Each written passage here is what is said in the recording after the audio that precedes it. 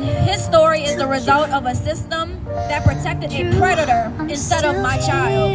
A system that enabled Jamaan Kenner, a man who's used coercion, manipulation, and fraud to gain access to my son, and ultimately to abuse him. It began with a forged affidavit of paternity. Jamaan Kenner fraudulently signed Drew's name and my name in order to claim legal rights. Not out of love or responsibility, but as calculated move to manipulate the court system and later filed for custody. Once he had legal standing, his behavior turned predatory. Drew was subjected to sexual abuse at the hands of Jamaan Kenner, a man who's used coercive control, threats, and emotional manipulation to isolate my child. When I discovered the abuse and sought protection for Drew, I followed every legal and protective step. I brought him to Children's Hospital. I filed reports. I begged authorities to intervene. Instead of protecting Drew, the system turned against me and my family.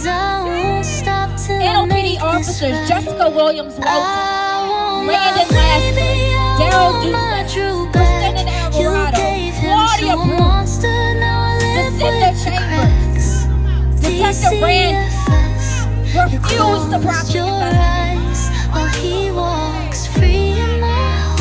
They never arranged a forensic interview, ignored the medical evidence, and failed to question witnesses who were paid off. DCFS, under Nicole Delaney McCutcheon and Lisa Moore of the Child Advocacy Center, received a mandated report from nurse practitioner Angel Bergeron, yet still sent a confidential letter to Jamaan Kenner declaring the abuse was unfounded, putting my child directly back into harm's way. Judges in civil court, Judge Monique Barriel, Judge Jane Booth, and Judge Lakeisha Jefferson, all had access to hospital records, saw the red flag, and still ruled against me with a pure conflict of interest. Rather than intervene to protect Drew, they chose to protect the process, terminate my parental rights in my child's home state jurisdiction. My baby was born here.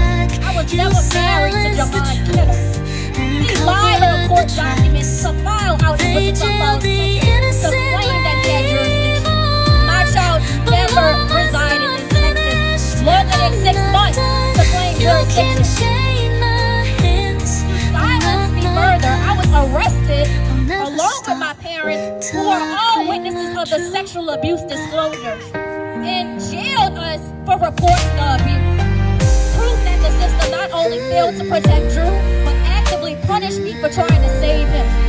This was not a misunderstanding. This was not a misstep. This was a deliberate decision by NOPD, DCFS, and the courts to protect the predator and silence a mother. Jamaan Kenner is a predator, and this system enabled him. I will never stop fighting for Drew or the countless children like him. Justice for Drew. All right, so now we're gonna gather